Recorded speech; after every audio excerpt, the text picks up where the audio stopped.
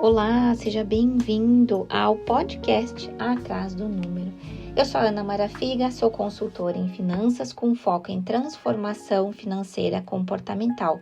E hoje você está ouvindo o episódio 38 do podcast Atrás do Número, o espaço onde a gente entende que números não são apenas cálculos, mas sim reflexos dos nossos pensamentos, das nossas emoções, das nossas crenças que nos levam a ter determinados comportamentos. E hoje nós vamos falar sobre a dívida que ninguém vê e o medo que ela te impõe. Aqui no podcast, o meu objetivo é te ajudar a olhar além das planilhas, olhar atrás do número para enxergar o que é que de fato está guiando as tuas escolhas financeiras. E hoje nós vamos falar sobre algo que pesa muito, mas que quase ninguém admite. Não é só sobre boletos e juros, é sobre o medo que essa dívida impõe em silêncio, moldando o seu comportamento, sem que você perceba, vai minando o seu dia a dia, a sua motivação, a sua rotina diária. A dívida financeira, ela pode ser calculada, renegociada, paga, ela está explícita, você sabe o número, você sabe taxa de juros, você sabe o montante que deve. Mas a dívida emocional, ela é diferente.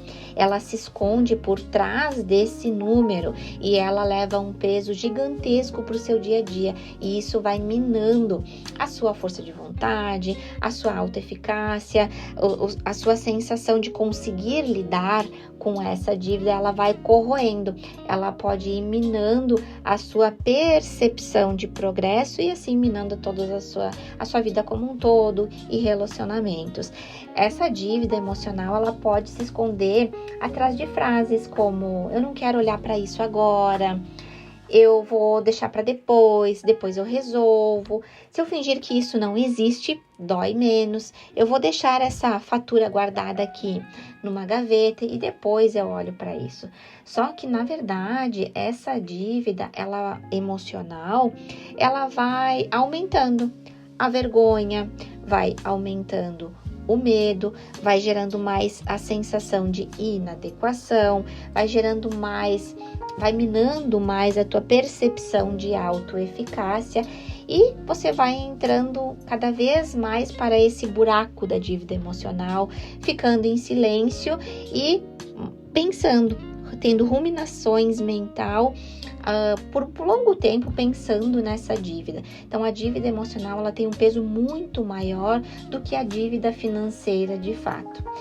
Você já deixou em algum momento de abrir um boleto, um extrato, o próprio aplicativo do banco, olhar a fatura do cartão só para não sentir um peso, um desconforto? Se você respondeu que sim, isso é o peso da dívida emocional.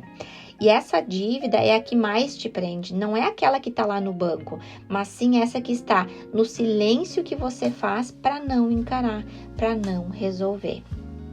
O que a ciência tem nos mostrado é que as dívidas, elas ativam regiões do cérebro ligadas à nossa ameaça e à sobrevivência.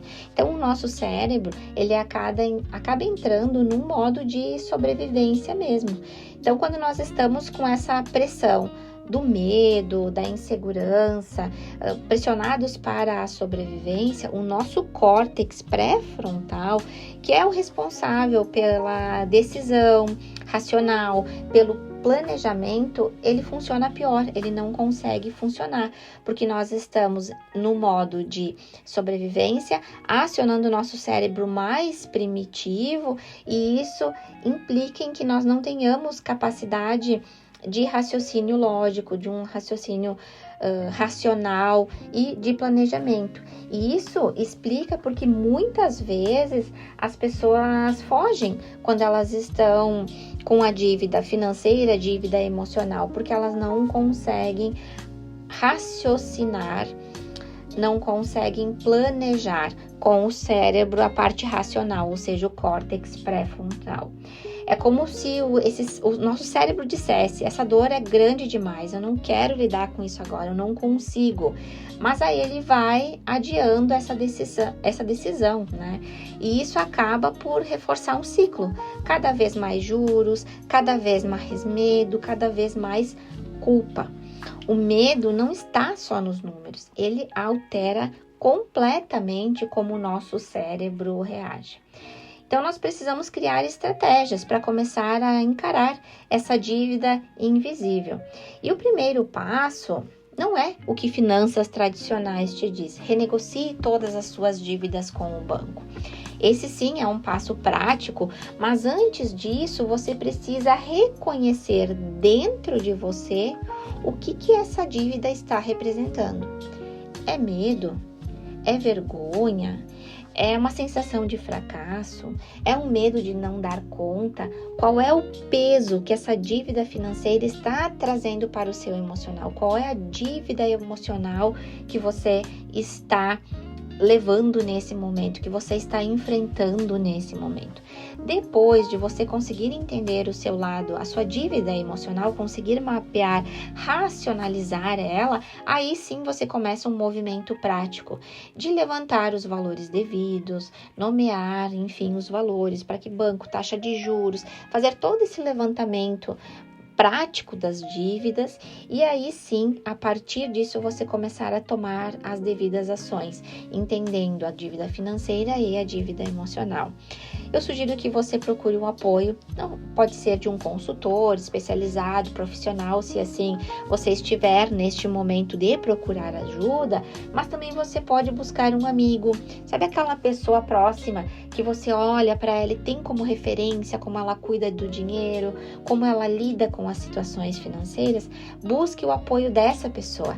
Muito mais importante de que você contratar um super, hiper, mega consultor neste momento, é que você tenha uma pessoa de confiança, da sua confiança, onde você possa se abrir e ela consiga te entender, te ajudar, te acolher sem julgamento. E a partir disso, vocês criarem juntos um plano de viabilidade, de quitação da dívida financeira e que vá contribuindo para quitar a sua dívida emocional também. Vergonha não paga a dívida. O que paga é clareza, coragem e pequenos passos consistentes. E eu quero deixar aqui algumas perguntinhas para que você reflita como que está a sua dívida emocional. O que você tem evitado olhar na sua vida financeira? É uma fatura do cartão? É o aplicativo do banco? É o extrato? Ou às vezes é encarar a sua família e falar com eles sobre dívida?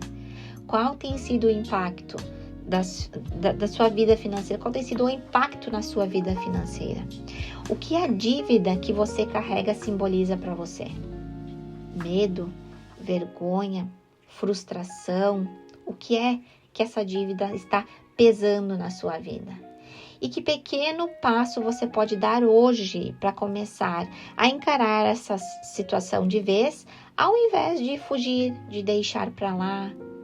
Pense em que pequenas ações você pode fazer hoje. Daqui a pouco é abrir o seu aplicativo bancário e olhar se o saldo está positivo ou negativo, se gastou mais na fatura do cartão ou não, quais as taxas de juros que você está pagando, de um cheque especial, de um rotativo do cartão de crédito ou de algum empréstimo que você tem. Comece com pequenos passos, pequenas atitudes que podem te levar ao resultado que você deseja ter. A dívida que ninguém vê, ela pode ser mais pesada do que aquela que aparece de fato no boleto, na fatura do cartão, mas ela só perde força quando você decide olhar para ela, dar nome aos medos, às sensações que você está sentindo e buscar o apoio e começar a agir.